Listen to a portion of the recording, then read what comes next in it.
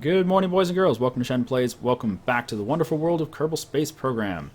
The game has updated a couple times since the first 5 episodes of this series, and we are now on 1.0.2.842, which means they've gone through 12 revisions and released 2 patches.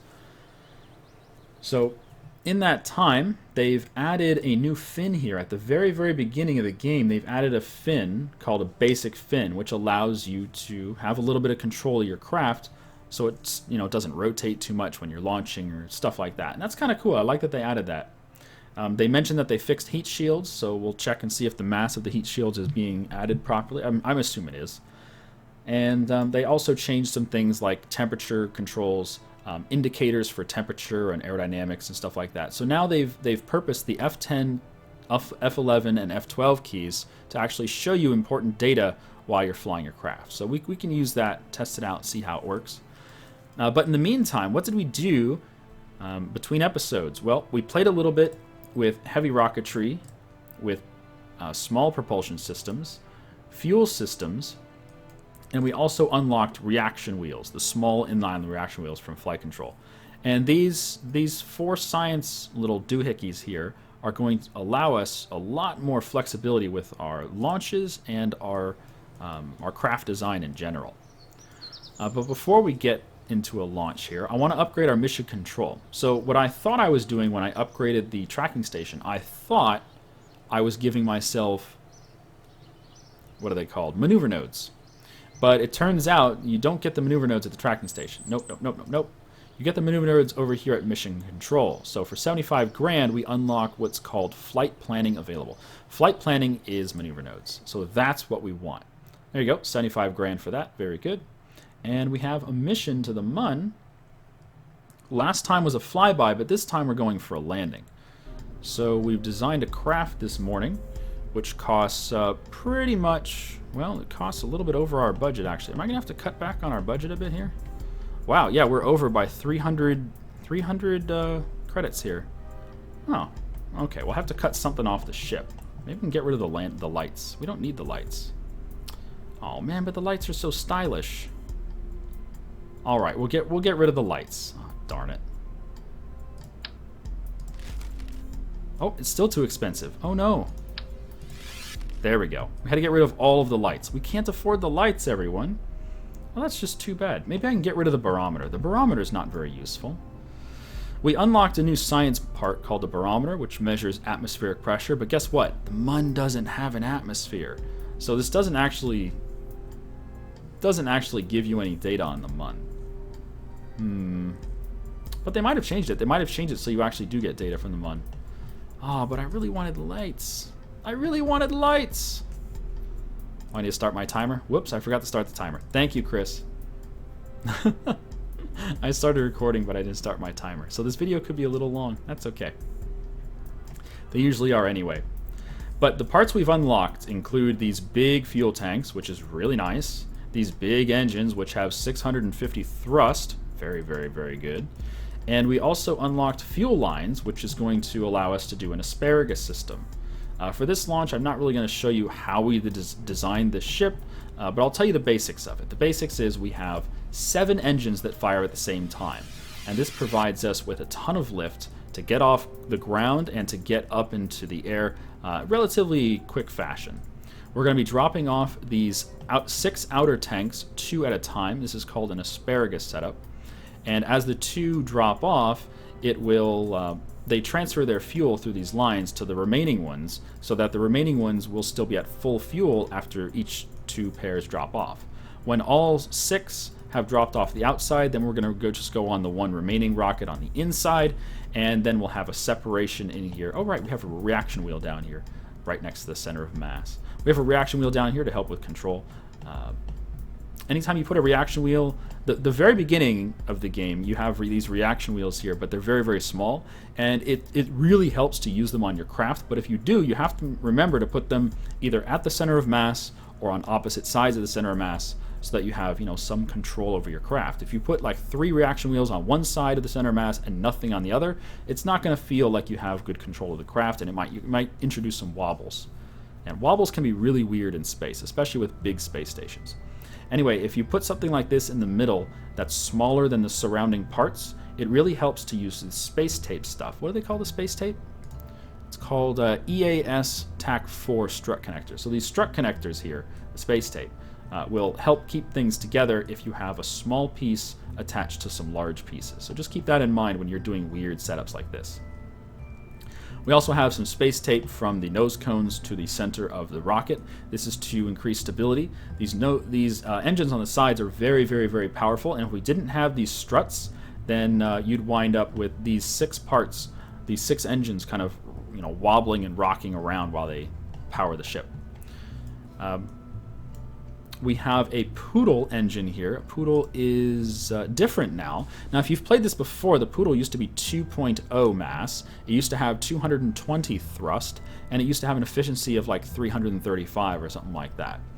Now they've increased the efficiency to 350, they've increased the thrust to 250, and they've lowered the mass from 2 down to 1.75.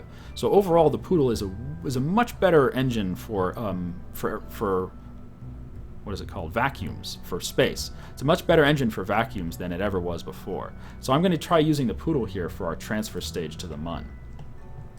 We have another fat fuel tank above that, another reaction wheel above that, and we have a bunch of space tape, the strut connectors, to hold everything together. We have our lander here with some nice little cute landing legs. You can see them extend or retract, extend or retract. Some putt-putt engines. These are, let's see, 48 TAC 7S. They call them Spark liquid fuel engine. It's the putt-putt engine. It's my favorite little engine in the game. They weigh 0.1 mass and they have like 50 thrust. They're really good. They're not super efficient, but they're really good because they don't weigh very much. And in the middle we have an LV909, which is our tried and true. It is the small engine that's extremely efficient in space. It's like the smaller version of the Poodle, but even better because it's much less mass. So this is our lander. We have 4 landing legs. We have 2 goo canisters, 2 barometers, 2 thermometers, 2 science juniors, 2 little tiny photovoltaic solar panels, 2 nose cones for no real reason. And then we have decouplers on the sides, and this is our return craft. So our return craft is going to be the 909 engine with this fuel tank, our pod, our parachute, our heat shield, which I assume is working properly now. And we're just going to leave the science modules on the Mun. What you can do with the Kerbals is you can pick up the science from all these little parts. So we're going to pick up the science from the thermometer, the goo canister, the barometer, and the science junior. And then we're going to get back in our pod, and all of that science will be with us in the pod, and we can leave those science modules on the Mun. We're going to leave space garbage on the Mun. And this is our return little vehicle. There we go. Now this is way more delta V than we're going to need, but you know what? That's fine. Over-engineering is my middle name. Let's see. Who's going to be on this mission? Do I want to take Jeb on this mission? Does Jeb want to be the first Kerbal to land on the Mun? I think he does. I think Jeb has earned that right. Jeb, are you ready to go? I think Jeb's ready to go. Let's go, Jeb.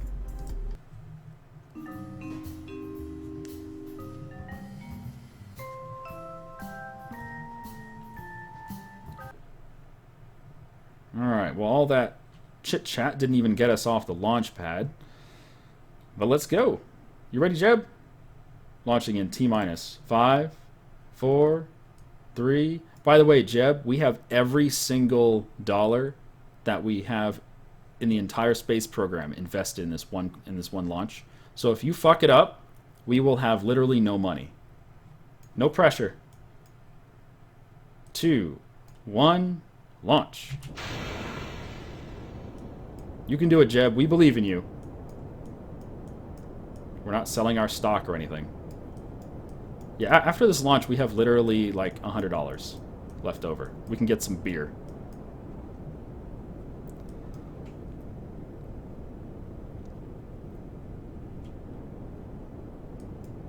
Oh, he's loving it. He's confident, man.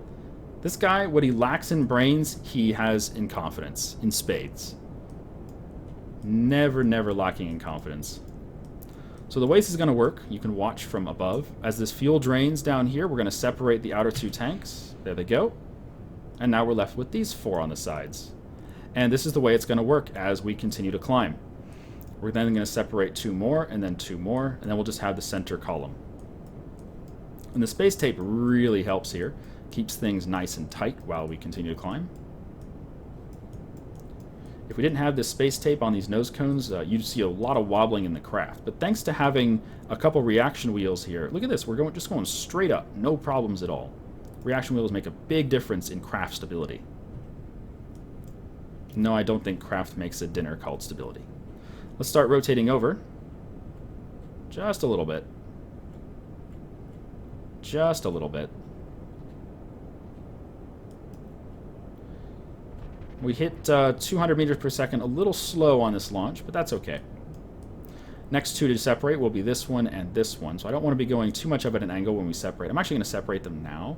No, we'll wait. We'll wait. Here comes separation. There you go. Perfect. And now we can rotate over even further. I can also increase the thrust. Let's bring thrust up. There we go. 1.8 thrust to weight. It's a little high, but that's okay. Should be fine. We're getting out of the range of atmospheric danger to the craft, so going faster is not really a big problem. And now we're going to keep an eye on our apoapsis height. We're going to target around, let's say, 90K before we shut off the engines here. Well, everything's going according to plan so far. Everyone's proud of you, Jeb. We believe in you, man.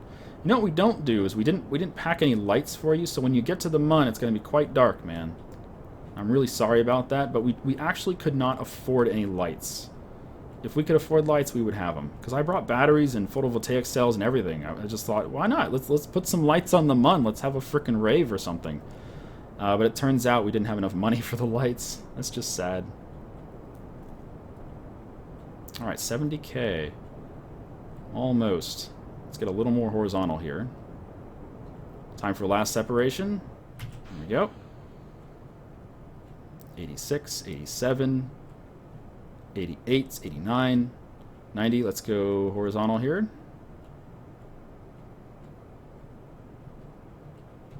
94. Let's go for 95. There you go. Cut the engine. And we're good. Good job, Jeb. Good job, Jeb. Oh, I picked up a second mission, by the way. I forgot to mention that. So we had our mission to land on the mun and then come back. I picked up a second mission to recover scientific data from space around the mun. So all we have to do is get a crew report or something from space around the mun, like when we get far from the mun or near from the mun or orbit of the mun or whatever. Do a crew report, do an EVA report, whatever. Take a temperature reading, and then bring it back. That's all we have to do. So that's an easy mission. I just got to remember to do that. And it's free money anyway, so why not? All right, let's come out here where we can now finally do maneuver nodes. Oh my goodness, maneuver nodes. So we're going to right click and add a maneuver at the apoapsis there. We're going to say we're going to do a prograde burn until we get a periapsis. And to make the number stick, you just click on the tag. So you click on the PE to make that stick. We're going to increase our periapsis until we have orbit. Something like that. There we go. So the game says it's going to be a 59-second burn, and Kerbal Engineer says it's going to be... Where's my burn? There we go. Node burn, 50 seconds. So the Kerbal Engineer is probably a little more accurate. It says it's going to be 50 seconds, not 59. We're going to rotate craft over to the blue target here. The target is the actual selected orientation for this burn. Start burning here. We're a little late on the burn, but it should be fine. T-minus 23 instead of T-minus 25. I think we're good. And we should have enough fuel here to get a nice, comfortable orbit.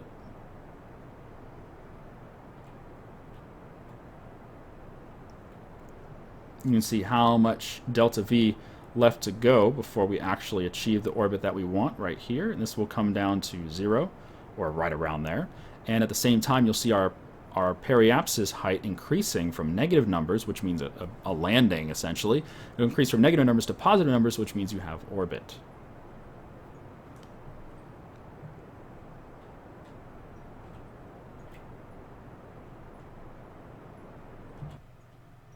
There you go. 97 to 88. I'll take it. Good enough. It's not perfect, but I'll take it.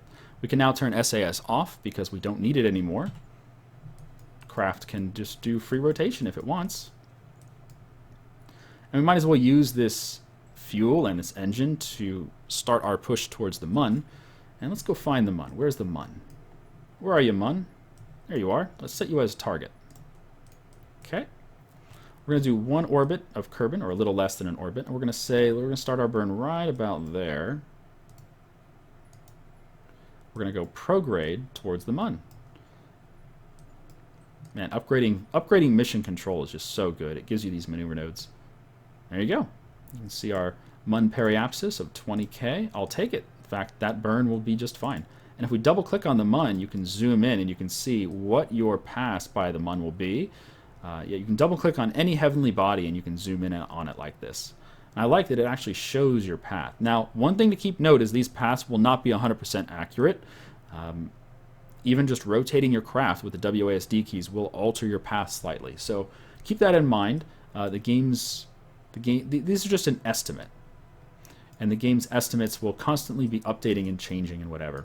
And we can play with our maneuver node while we're on this view of the mun as well. So let's see if we can't play with it to get this number down, or not the number, to get this to be more equatorial. I want to drop the periapsis to be in line with the plane of the mun.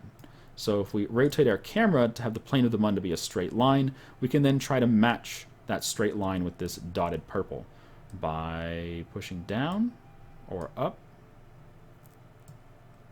Maybe using a blue. No. Nope. Alright, well, the other option is we just do this burn, and then when we get closer to the mun, in other words, when we hit this point right here, which is the start of our influence from the mun, which means it's the mass in the universe that's affecting us the most because we're so close to it. When we get into its sphere of influence here, then we can adjust our approach to be more within the plane that we want. It's far more efficient to do it further away from the target. So if we were to do it, let's say, right about here on our trajectory towards the mun, it'd be more efficient than if we did it here once we're in the influence of the mun. However, doing it here once you're in the influence of the mun will be more accurate because the game will estimate your trajectory more accurately around the current body of mass that you are orbiting or in the sphere of influence. In other words, right now the game is pretty accurate in its estimate of our trajectory around kerbin, but it's not very accurate in its estimate of our trajectory around this approach of the mun. Because we're currently orbiting kerbin, it calculates all that data very precisely, but since we're not orbiting the mun, it doesn't calculate that very precisely. So what that means is if we adjust, oh, this is a lot of words, isn't it? It just means the further away we are that we make our adjustments, the more fuel efficient it will be, but the less accurate the burn will be. The closer we are to the target object, the less fuel efficient it will be, but the more accurate the burn will be. And man, that's a lot of words. Anyway, let's go ahead and do this because this burn looks fine. Hit backspace to go back to our craft, and let's fast forward until we're approaching that burn. And this is the first time we're actually going to use Kerbal alarm clock here. Let's see if I do I need to change the settings. I probably need to change the settings. Specifics. Alarm defaults. Yes, alarm default is pause. Default margin, 1 minute's fine probably. So we can orient the craft and have some coffee and whatever. That's fine. Okay. Let's see. Cancel jump if backup fails. Yes. So Kerbal Alarm Clock, I'm not going to go into details on it, but it can be used to fast forward through the game very, very efficiently by allowing you to adjust your craft for burns and just miss out on all the other stuff. So why don't we go ahead and add an alarm here. Let's see, I forget how to do this. No alarms. There's got to be one to auto add for maneuvers, right? Auto add for maneuvers, confirm, blah, blah, blah, blah, blah, blah, blah. Blah, blah, blah, blah, blah, blah, blah, blah.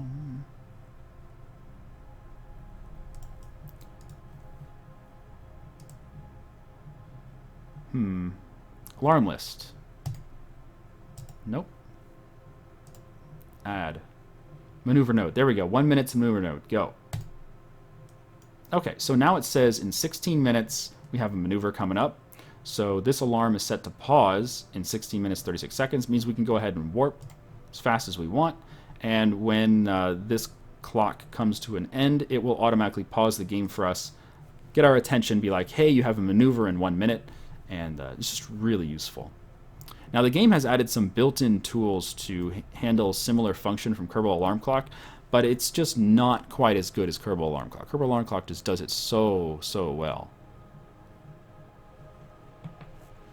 Okay, so once you reach the 1 minute mark, or whatever timer you want, sometimes I change them to like 10 seconds or whatever, because I don't need a minute to prepare.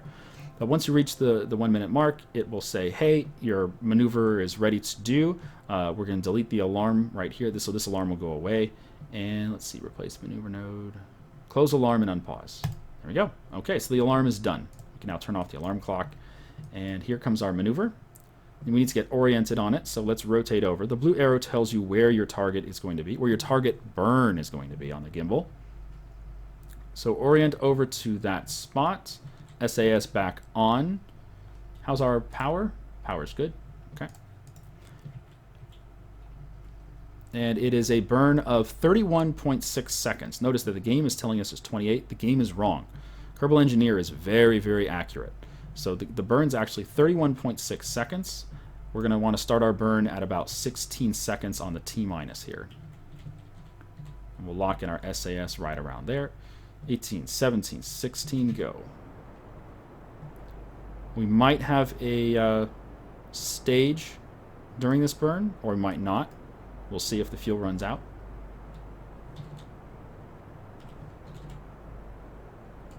Yep, looks like we're going to stage here. There we go.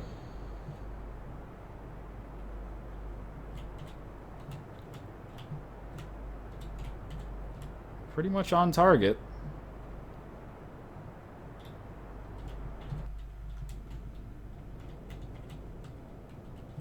Okay, good enough. Now what we do is check out our approach here. And it looks like we actually have a collision. So let's double click on the MUN. Yeah, that's a collision. So we've burned either a little too far, or we've burned, or we haven't burned enough. So let's just burn a tiny bit more, just very gently here, and see what changes. Is it going further into the planet, or is it coming away? It's coming further in. Okay, so what we're going to do is we're going to go retrograde. We're going to burn backwards just a bit until this no longer collides with the MUN. This is where zooming in on your target is really helpful. There we go. Check that periapsis. 19. I'll take 19. Perfect. And we can turn SAS off. And there we go. We have our approach of the MUN. Excellent. And those little correctional burns there, just to check and see if our approach was correct or not, those are vital to actually getting there safely. Then again, once we had arrived in the MUN sphere of influence, we'd probably be fine anyway. All right, let's see if we can set up a Kerbal alarm here for the change of sphere of influence. Let's see. Case deal, auto launch button, visibility specifics, all alarm. Let's see. Warp 2 alarms, sphere of influence alarms. Ah, here we go. Sphere of influence alarms. Perfect. Auto recalc on manual sphere of influence. Yep. Detect and add alarms for sphere of influence changes. Yes. So this means anytime we have a sphere of influence change, in other words, as we approach the MUN, we're going to enter the MUN sphere of influence. Kerbal Alarm Clock will notice me, Senpai. It's going to notice that we're approaching a sphere of influence change, and it's going to say, hey, we better pause, or whatever. We'll put them on pause, yeah. Should say, hey, we better pause. We got a sphere of influence change coming up, and that means you may want to reorient your craft or whatever. Let's see, alarm settings. 15 minutes seems like a lot. Why don't we do it 1 minute? Yeah. 15 minutes seems like excessive. 1 minute I think is fine for pretty much anything. Okay. What else do we have in here? Let's see, maneuver node alarms, detect and add maneuver nodes. Yep.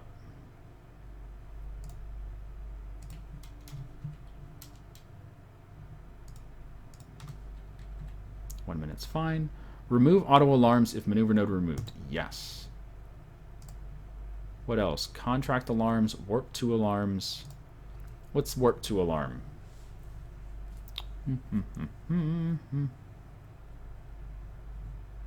Ah, apoapsis, periapsis. Okay. Interesting. All right, I'll play with this later on. But yeah, there's so many settings for the alarms on Kerbal Alarm. I love Kerbal Alarm. Okay, good enough. So we have our alarm set up for the approach of the Mun. All I have to SAS is off, so we're not burning any electricity here. Jeb's happy in his little craft. Let's just go ahead and fast forward until we've reached that alarm. We're going straight at the Mun. Look at that. 4 hours to go. 3 hours to go. Yeah, we're speeding along pretty quick. The Mun's just going to gradually get bigger and bigger.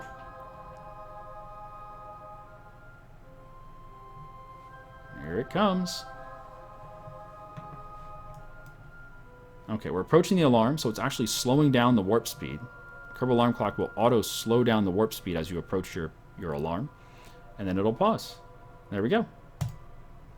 So in 1 minute, we're going to enter the Mun's sphere of influence.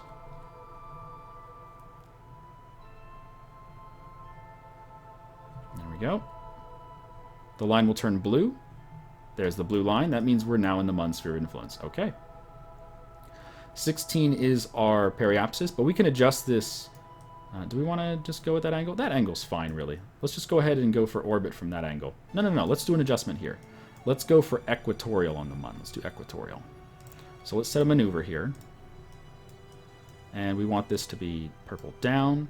This will get us somewhat equatorial. How far away is that pushing our 27K? It's not that bad. We can move it back in. 12K will work. And is that somewhat equatorial? It could be better. It could be better.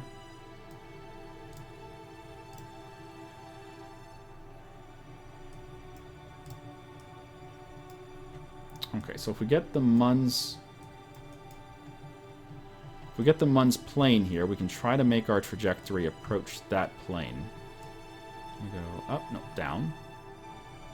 Okay, there we go. That's pretty close. That'll work. That'll work. Let's do that. So in a few seconds here, we're going to do a small burn. In fact, we can just do it right now, very gently. This will just change our plane a bit. Changes our approach. Okay, good enough. And then we can add our orbital burn here. Pure retrograde. Pure retrograde. There we go.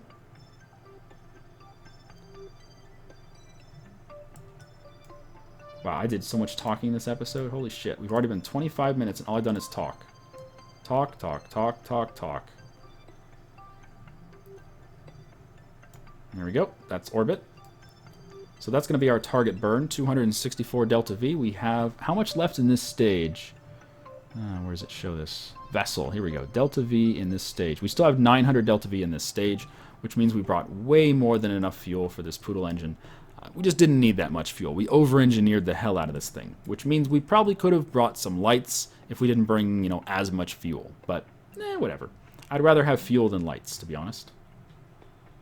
Okay, let's get oriented for our burn. The burn's not for a long time.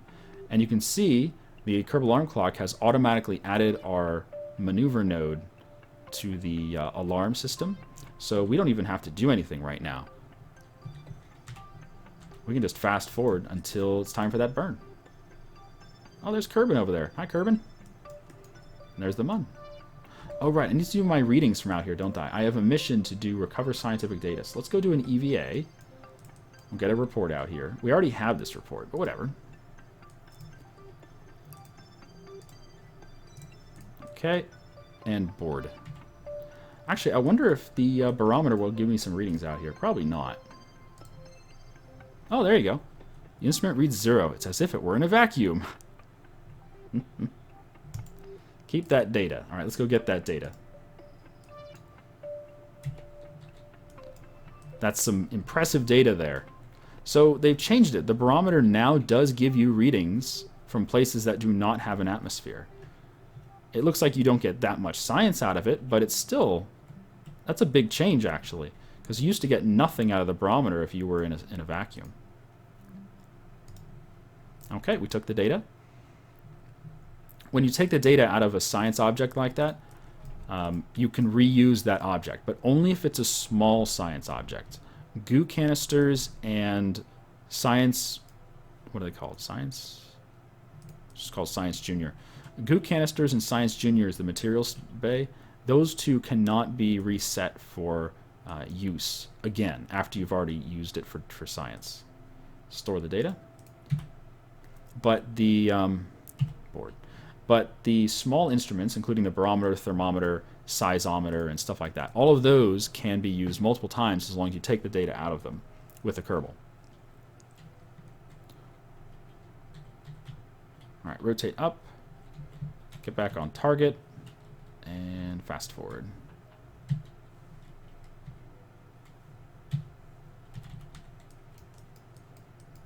All right, where's the mun? There's the mun. So our burn's in 1 hour, and Kerbal Alarm Clock will slow down the clock for us. There you go. Slowing down the warp for us. Perfect.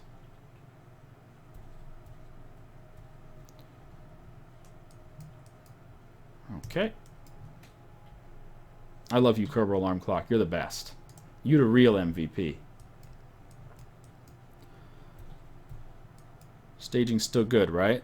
Those with those 3 engines. Yep. Looks good. We're going to burn for 12 seconds. Oh, that's like nothing. Fast forward a bit until we hit about 10. Okay. And then at 6 seconds, we're going to burn. 8, 7, 6. There we go. This is the last we're going to use the poodle, and then we'll ditch it. I guess we can use it to slow down the craft as well. Coming into land, we can use the poodle. And we just ditch it. But yeah, we brought too much fuel, which, you know, is a good problem to have, I guess. So you can't really get stranded if you have too much fuel. Okay, good enough. SAS off. And we've made it. We're at the mun, Jeb. You're the second kerbin to orbit the mun. Look at that tight, beautiful orbit of the mun. Good job, Jeb. You're the real man. You're the real hero. But since we're running out of time on this episode, in fact, we have 53 seconds left. We're going way over on time for the episode. That's okay. What we need to do now is find a nice place to land. And if we hit Alt F12, we can check out the biomes. Where's the biomes? There we go. And on here, this will show you where you can get all the different data, either from orbit or from landings on the mun. So the purple, the white, the blue, the gray, the green, the orange, all these different places, the yellow, will all give you different readings than if you go anywhere else. Even the little black dots. So why don't we pick something interesting? Why don't we go for like this black dot here? It's like a relatively difficult place to get to. Or maybe not. Let's stay for the light side. Since we didn't bring any of our own lights, we should probably stay on the side of the mun that has some sun on it. So let's orbit around the mun once.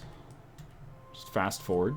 And we'll try to come into land on the bright side of the mun on something interesting. And the reason they added these biomes is so that you would have reason to come back to the same celestial body more than one time. You can get a lot of... Look how bright Kerbin is with all the biomes lit up. You can get a lot of science by using a rover and just driving around. Or you can build a craft that has really efficient engines, like maybe a nuke for an engine, and just use that engine to hop around from one spot to the next. Alright, well, why don't we try hitting this big dot down here? It looks like a relatively easy place to hit. Let's add a burn. Like that. And come on in for a landing there. That looks relatively good. So it's 140 meters per second. It's only a 6-second burn. We should be okay. Rotate over. Lock that in. Okay. And let's just start burning right now. Let's burn a little slowly here.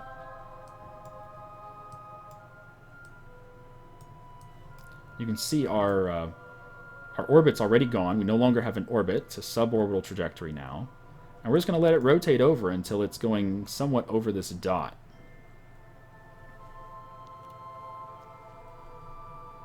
Okay, that looks pretty decent.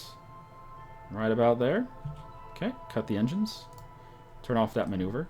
And now we can fast forward until we're somewhere closer, like maybe right about here. And there we can start slowing down for a landing, like that. How much delta V do we still have in... Let me turn off biomes here. How much delta V do we still have in this? Here we have 579 delta V on the Poodle. So we brought a ton of fuel on the Poodle.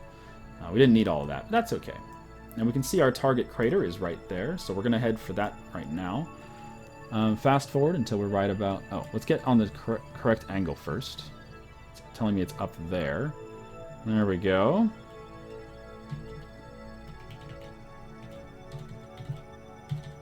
Okay. Fast forward. Now, one thing to keep in mind is if you set up your burns before you actually get anywhere close to the target, you're going to wind up with the celestial body, the planet or the moon, whatever. It's going to be rotating underneath you. And that means it could be very difficult to actually get where you want to go if you plan your maneuvers too far ahead. So sometimes you want to plan them closer to the actual target, like I'm doing now. In fact, I'm probably not going to burn like that. I'm probably going to burn perfectly retrograde. No, I'll burn on the target. It's fine. It's a, yeah, 13-second burn, so we'll start it at about 7 seconds on the T-minus.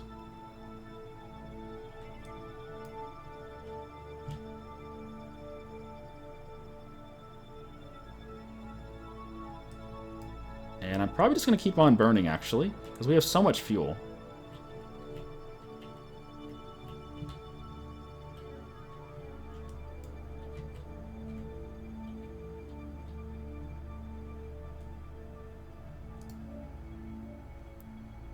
Okay, anywhere in here is going to get us the readings that we want. Doesn't really matter.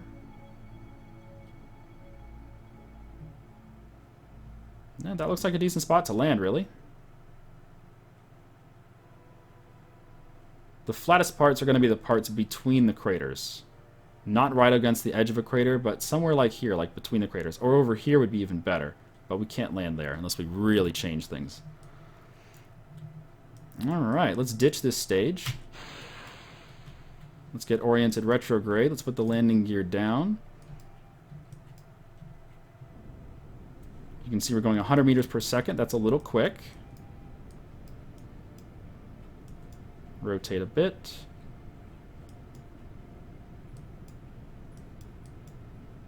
And with scatter turned on, it makes it easier to see how far you are from the surface. I love scatter. Scatter is still experimental, or have they finally finalized it? I'm not sure. Last time I looked, scatter was still experimental, but that was in the beta. Maybe they finalized it. But scatter are these little objects on the ground, and it makes it really easy to see, well, it makes it easier to see how far you are from the surface. And there you can see an explosion, gives you an idea of how far you are from the surface, etc., etc.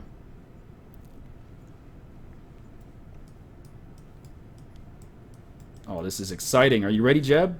Are you ready, Jeb? Oh, he's fucking ecstatic, man.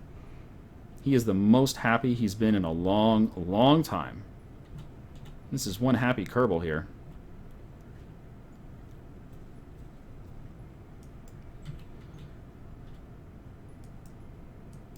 We don't have any of the advanced controls yet. Jeb is still a 0-star pilot. But after this mission, he should be a 1-star pilot. So after this mission, he'll be able to autopilot, not autopilot. He'll be able to turn on the SAS and have it point towards like retrograde or prograde or whatever. But he doesn't have that yet. He's very much a noob. Aren't you, Jeb? Do we have a shadow yet? I don't see it.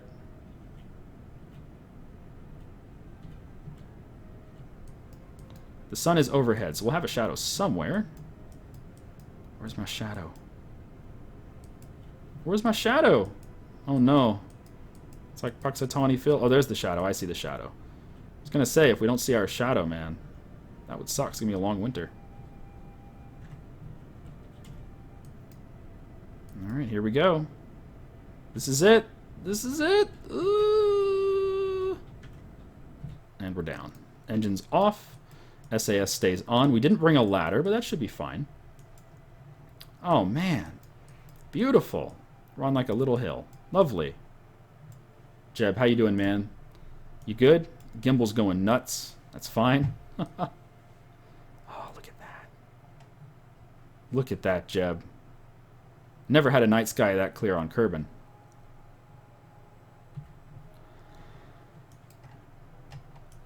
Alright, well, I think that was a good landing for Jeb.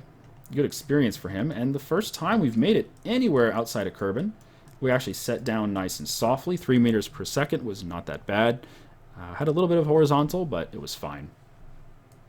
Let's do some readings, baby.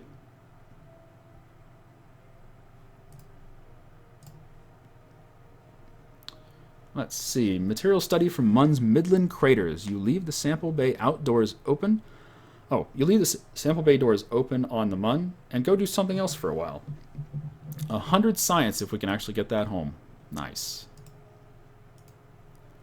Mystery goo. What do we got? The goo seems to be less dense here. Okay. Atmospheric reading.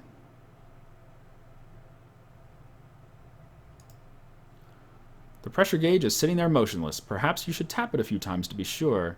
But hey, 48 science. Nice. Thermometer. 32 science. Okay. Now, if we used any of the other instruments, we wouldn't get any new data. All of that would be the exact same as these first instruments that we used. Hey, Latalia. Thanks for subscribing, man. So instead, we're going to probably use this extra fuel we have to try to hop outside the crater and get some readings from outside the crater as well. But before we do that, let's go ahead and get a crew report. 20 more science. And unfortunately, we cannot do surface samples. So a little EVA here. We haven't unlocked surface samples. Those come with the first upgrade for our science facility back at Kerbal Space Center. But that costs almost 500,000 credits. So since it costs so much, we're just not going to bother with it. We don't even have anywhere near that money. In fact, we're broke right now. So let's... Can we actually climb up here on top of the parachute? No? There we go. I didn't include a ladder because we only have the small attachable ladders. They don't look that good. They don't work that well. And they add mass to only one side of the craft. Alright. No problem. We're good. We're good. We're good. It's still good, man. Holy shit. Look at this place. This place is amazing. What do you think, Jeb? Oh, Jeb's loving it. Jeb's loving it. Oh, that is a happy Kerbal. I wish I could do surface samples. Well, we can at least do an EVA report. The dust is getting everywhere. It sure is. Let's plant a damn flag. Oh, yeah. Beautiful.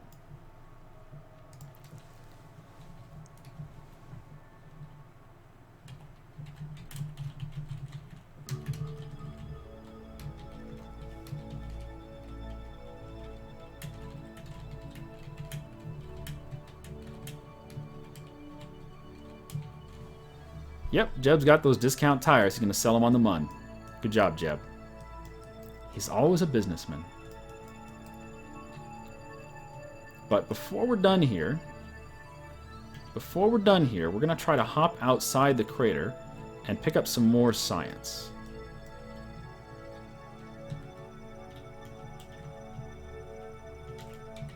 Okay, grab it. Board it. Okay. So where are we going to go? We're going to go maybe right over here. So we're going to burn up. We're going to go that way and land right about there. And that should be a different reading, right? Let me check the Alt F12 biomes. Yeah, so anywhere outside the crater is different reading. Perfect. Oops.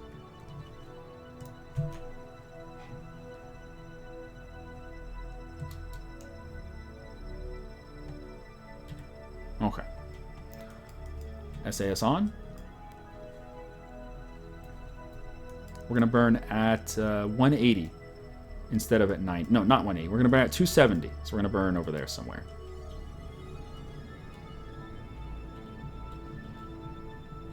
And we should have plenty of fuel for this. And we brought extra fuel anyway. I'll keep the landing gear out. It's not going to harm us. There's no atmosphere here.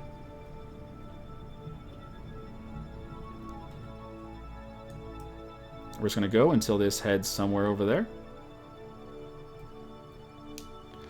Oh, this is so relaxing, man.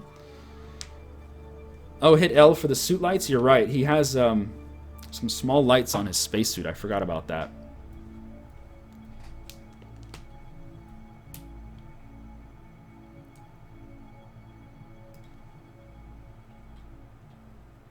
Alright, right about... let's say there. Right about there. Okay. And then maybe here, I'm just going to burn backwards. Like that. So let's orient the craft. It's only a 5-second burn, should be fine.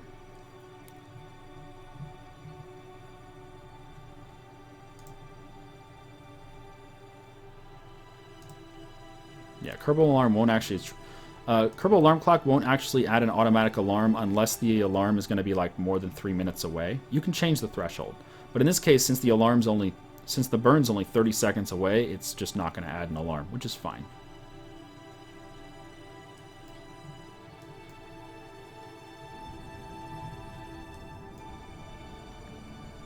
Let's land somewhere around here.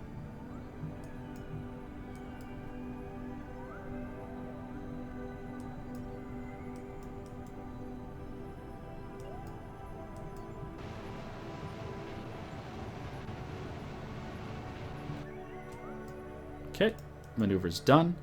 And now we can just coast in very gently.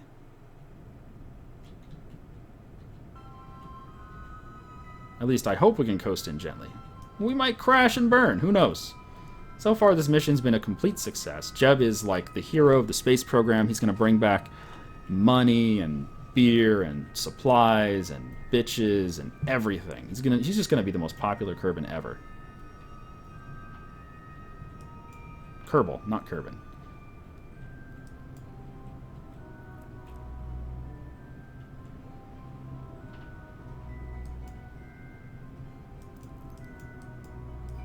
Oh, look at this landscape, Jeb. Look at this landscape, Jeb.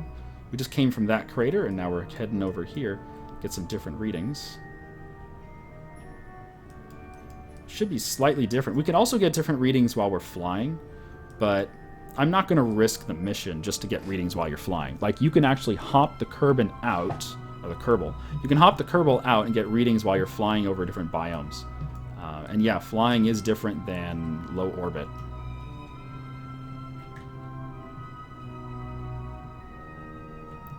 Although flying may only count if you're in an atmosphere, like on Duna. I'm not sure. That's something I haven't really played with too much. Alright, there's our shadow. Looks like we're on a bit of a slope here, but that should be okay. These landing legs can handle... I think they can handle about 7 meters per second, or 8. They're somewhat tough.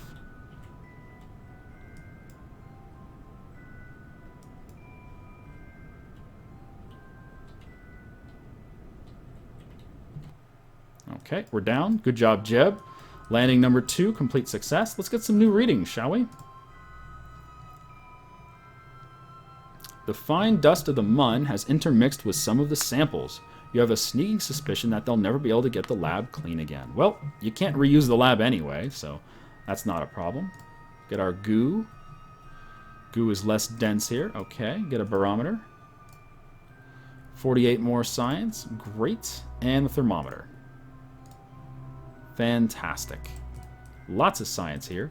Now we're going to hop Jeb out, and we're going to collect the crew report.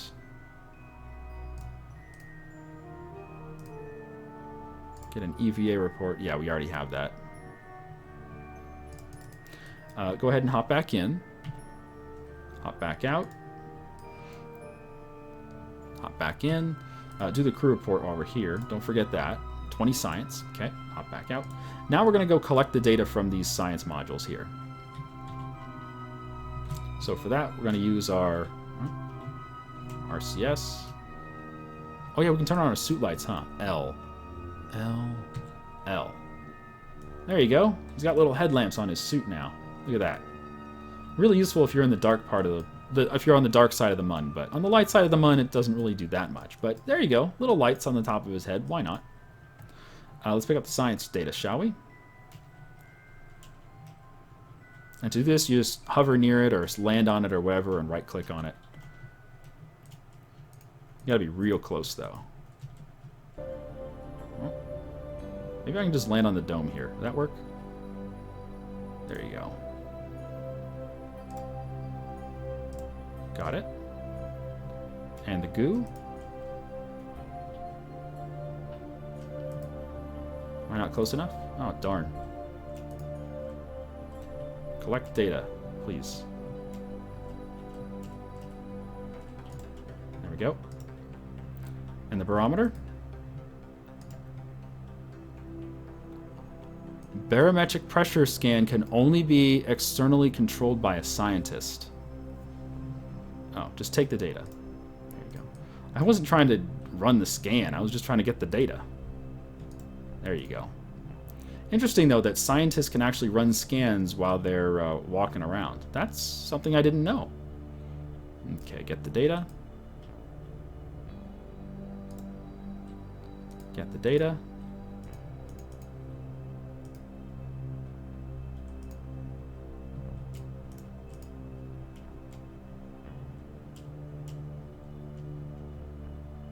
Oh, goodness. Don't hit your head, Jeb. Goodness. He hits his head and he just forgets how to do spacesuit stuff. Come on, take the data.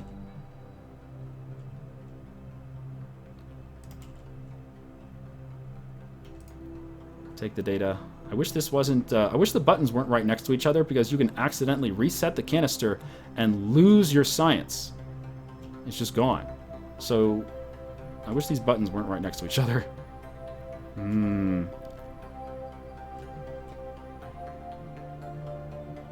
Oh, I can hit climb. There's a button for climb? I can climb. Oh, interesting. Not sure if that's helpful, but interesting.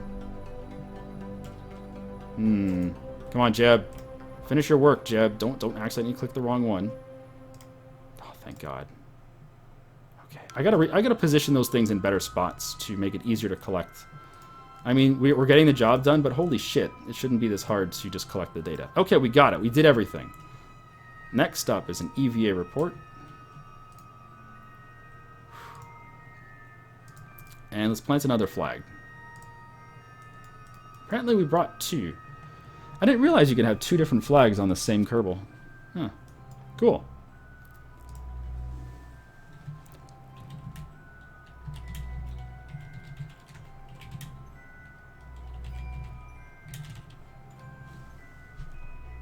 Excellent. Good job, Jeb. You're a hero. You know that? You're a freaking hero, man. Wow. Yeah, it shouldn't be that hard to get the science out of modules like that. But it's really, really, really tough to hit the right button. You got to be absolutely careful. Because if you hit the wrong button, you're just... I mean, you're gone. You just wasted that data.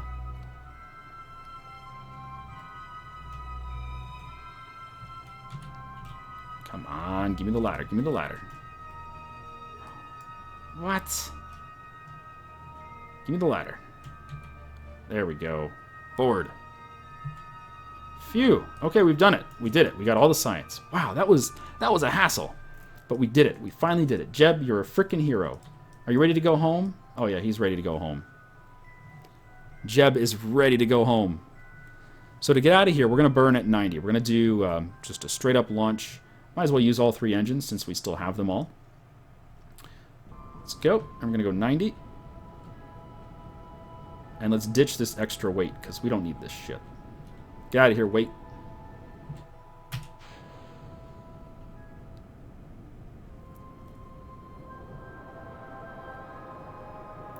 Full throttle up to about, let's say, 15, 20K.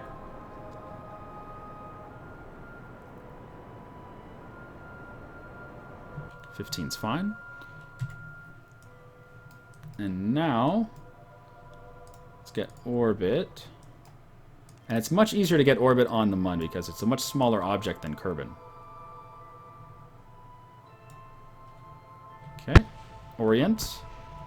And it's only a 12-second burn, so let's go ahead and fast forward until that time has come. Let's add a... Let me change my settings here. I would like the auto threshold be a little closer than 3 minutes, like maybe 1 minute.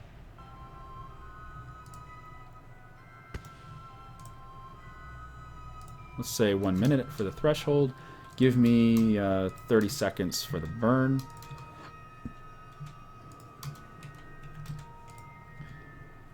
Okay.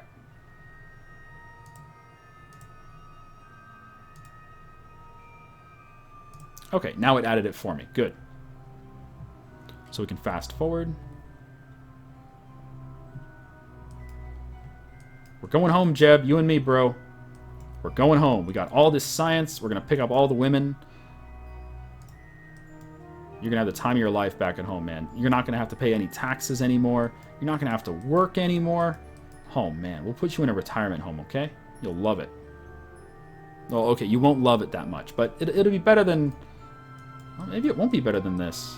Maybe he likes this stuff. You know, maybe he's crazy enough to actually like venturing out into the dangers of space.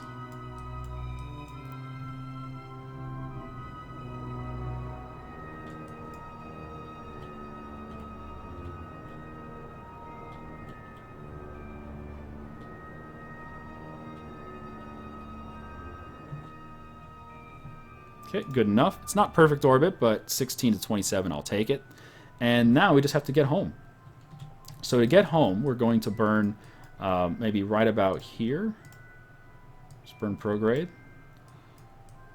And give ourselves, yeah, nice periapsis, sure. We can do a little better than that, I think. 122, we can do better than that. 40, let's go for 30. Let's go for 25. 23, 26, go for 26. Okay, there we go. That's in 35 minutes, so we'll definitely have an alarm for that. Yeah. We'll get SAS on over here. Bump, bump, bump, bump. Set up the target. SAS off. Fast forward.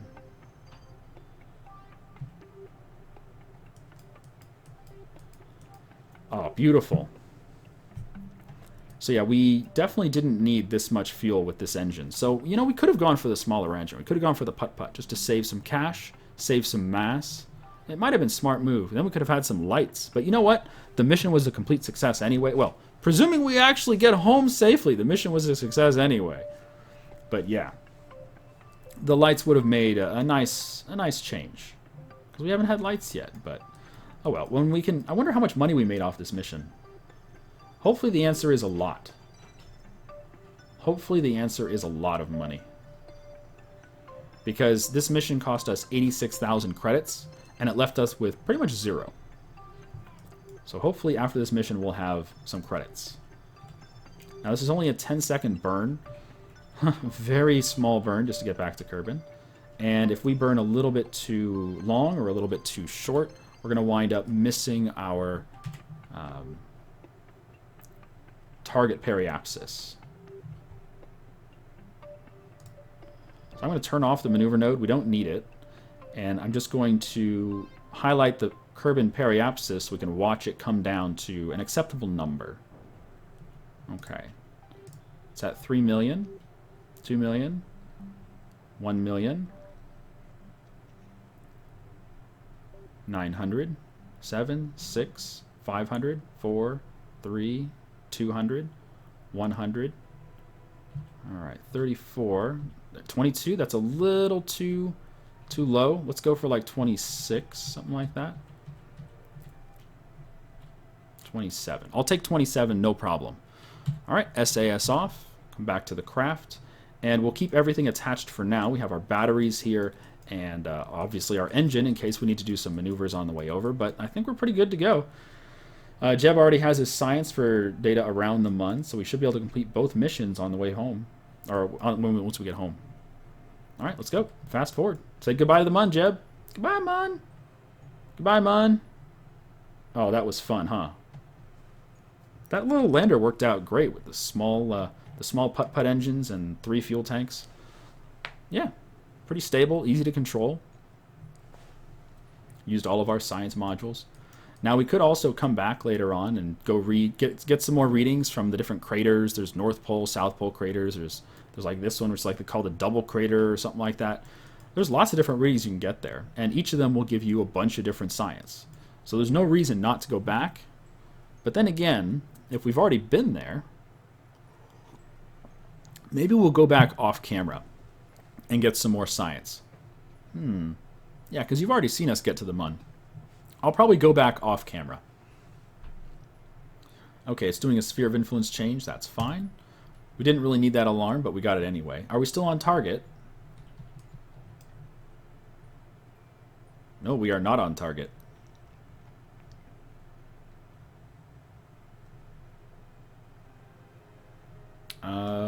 Okay, this data looks wrong. We're not on that path at all. There we go. Yeah, that was the game freaking out. If you ever see data like that, it showed that we were going to fly off into the sun. It literally showed we were flying out of Kerbin's influence into the sun. Or into the sun's influence, I mean. But that isn't what was happening at all. It was just showing us the wrong information. Hopefully they'll fix that, because that is very troubling when the vectors just show you completely wrong stuff. So it says, yeah, 27K. That sounds acceptable to me. Let's head back to Kerbin.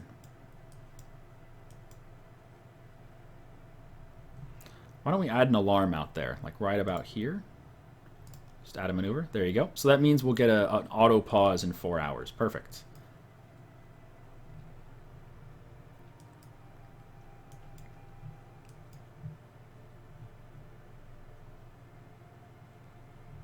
Okay, delete that. We don't need it.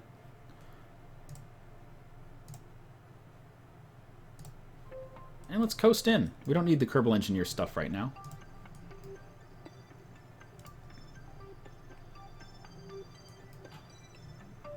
Yeah, we're golden.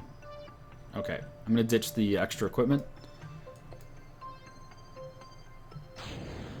And we're left with just the heat shield and the parachute.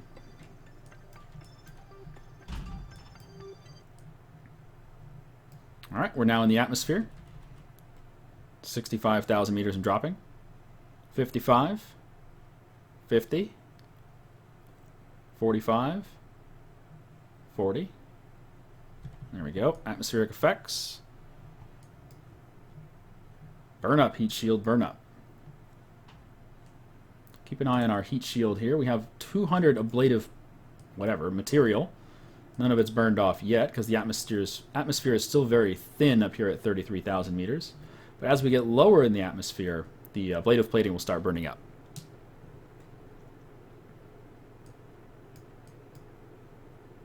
That was a camera rotation there. It's from orbital camera to atmospheric camera for flight.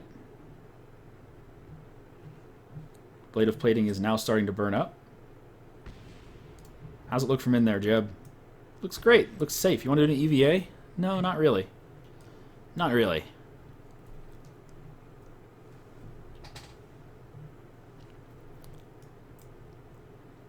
Tetra Pak says re-entry is no longer an issue in 1.02. Really?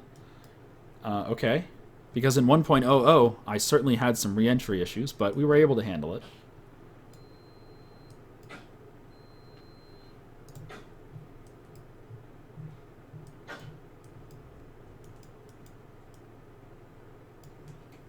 Yeah, everything so far very simple. Heat shield's doing a good job. We've only burned up 27 of our plating. Probably burn up another like 30 or 40 on the way down.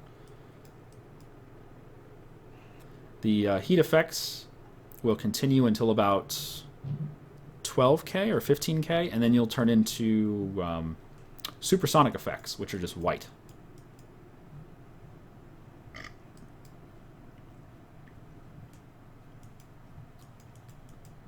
Man, I hope we have some cash left over after this, because we burned all of our money on this mission.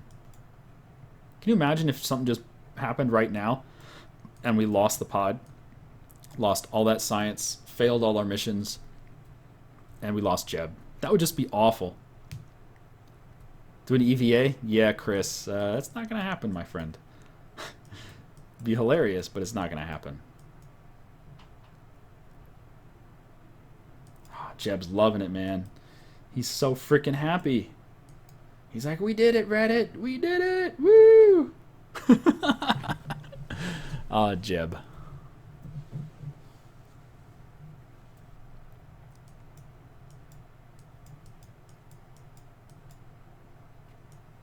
Alright, somewhere around 5K we'll hit the spacebar and get the parachute out.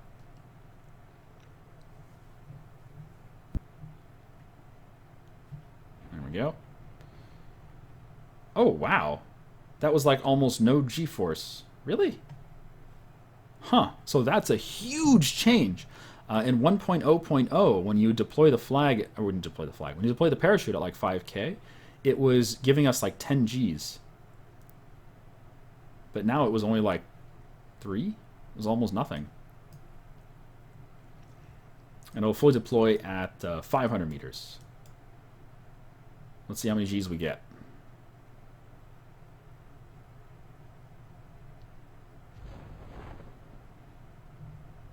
Like 4. Oh, that was so gentle. Wow, so parachuting down is now very, very, very gentle. Interesting. I wonder if they changed that just because people were losing their pods when they were parachuting in. Probably. I imagine that would scare away some new players if they couldn't adapt to it very quickly.